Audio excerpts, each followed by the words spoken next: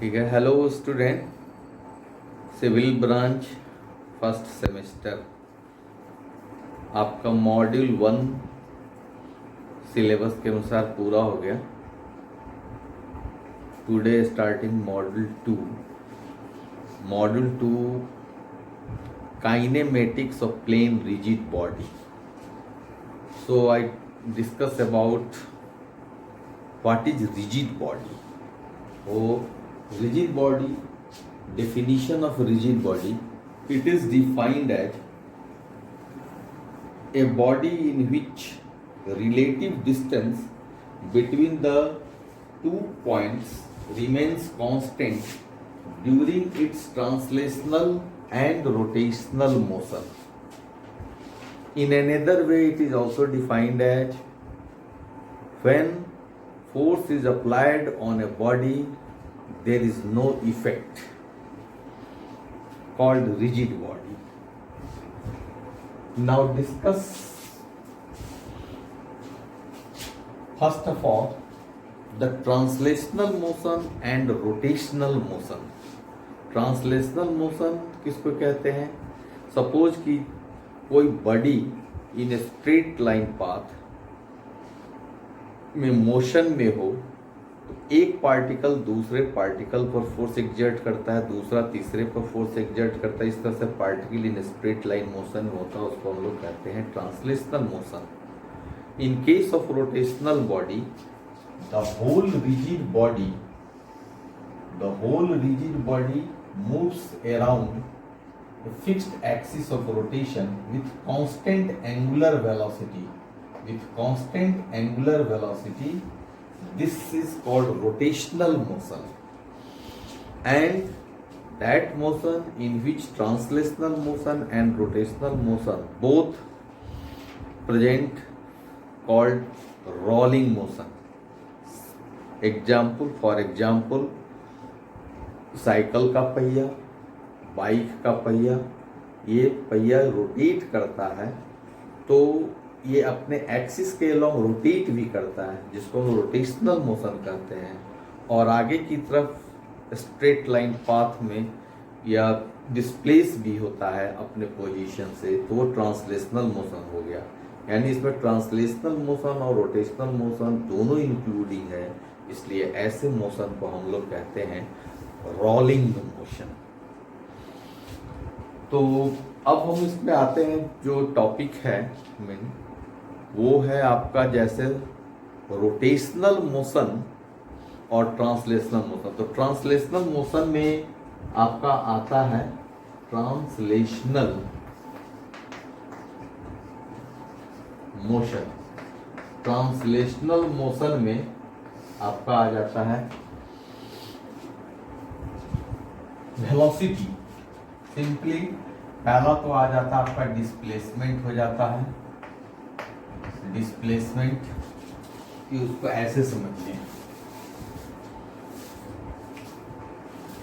एक तरफ ले लीजिए ट्रांसलेशनल मोशन,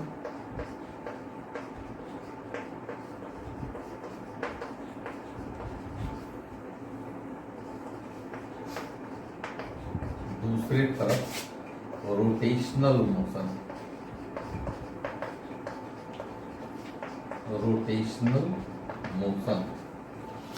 तो इसमें हो जाता है, उसके बाद आता है क्वांटिटी, इसमें भी हो गया क्वांटिटी।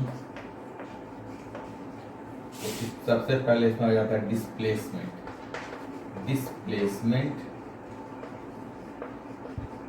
इसमें लिखते हैं हम लोग एक्स। लीनियर वेलोसिटी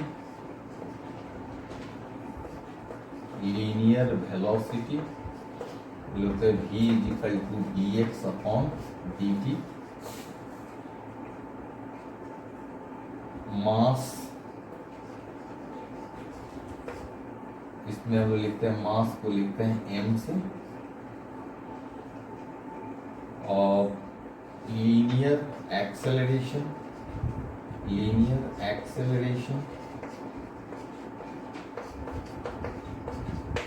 इसमें लेते हैं a बराबर हो जाता है dv अपॉन dt। या d square x upon D t square.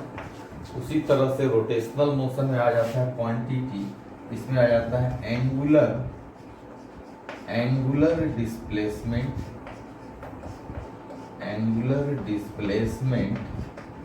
जिसको हम लोग लिखते हैं थीटा से। उसी तरह से रोटेशनल वेलोसिटी या एंगुलर वेलोसिटी इसको कहते हैं, एंगुलर वेलोसिटी इसको हम लिखते हैं ओमेगा, जो कि होता है डी थीटा बटा डी टी। उसके मास के जगह पर यहाँ हो जाता है मोमेंट ऑफ इनर्शिया। ये मास के बदले में, रोटेशनल मोशन में मास के बदले में यूज करते हैं, जिसका सिंबल आई।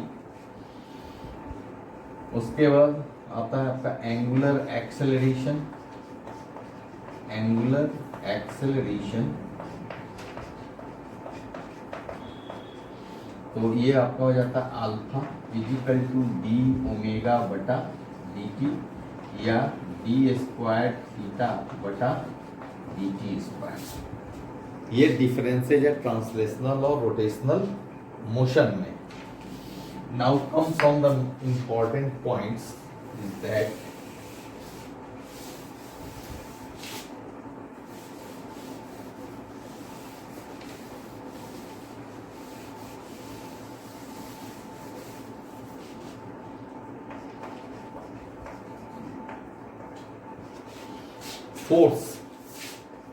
फोर्स यहां पर हो जाता है फोर्स, तो यहां पर क्वांटिटी हो जाता है टॉर्क।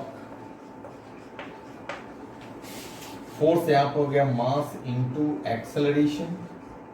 यहां टॉर्क के जगह, मास की जगह यूज होता है term moment of inertia into angular acceleration alpha. फिर आइए ये आपका हो जाता है मोमेंटम यहां पर हो जाता है P equal to mass into velocity, और यहां हो जाता है एंगुलर मोमेंटम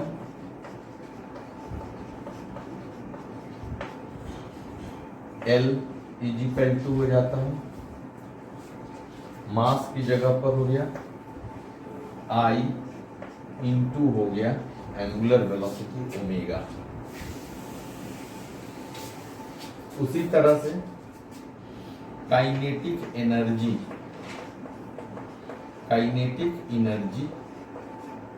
हम लोग लिखते हैं K हाफ mv²। यहाँ पर हो जाता है रोटेशनल काइनेटिक एनर्जी, ये आपका हो जाता है KE रोटेशनल। हाफ मास की जगह पर टर्म आ जाता है I मोमेंट ऑफ इनर्शिया, और वेलोसिटी के जगह पर हो जाता है एंगुलर वेलोसिटी ओमेगा। उसी तरह से इसका स्ट्रेट लाइन इक्वेशन हो जाता है V equal to U plus AT, S equal to UT plus half AT square, V square बराबर U स्क्वायर प्लस 2AS। और यहाँ हो जाता है omega equal to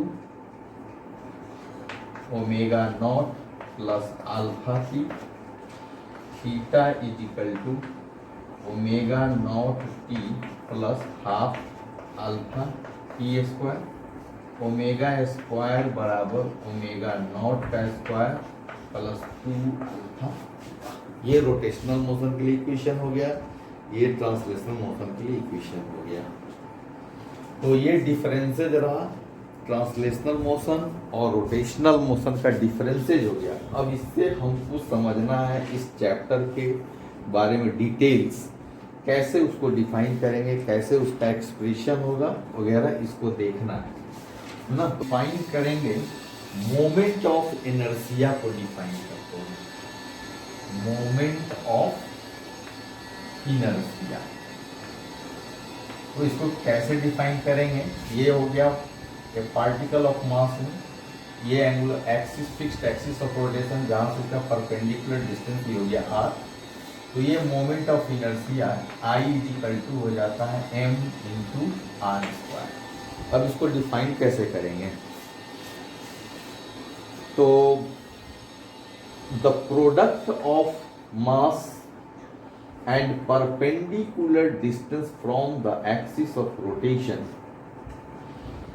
is called moment of inertia of a rigid body or moment of inertia of a particle. This moment of inertia is a scalar quantity. Its SI unit kilogram meter square and dimension ml square. अब हम ये समझेंगे moment of inertia का calculation कैसे calculate करते हैं, तो वो अब इसके बाद के लेक्चर में हम बताते हैं। इस मॉड्यूल 2 का फर्स्ट लेक्चर है, सेकंड लेक्चर में इस पर डिटेल्स में आता है।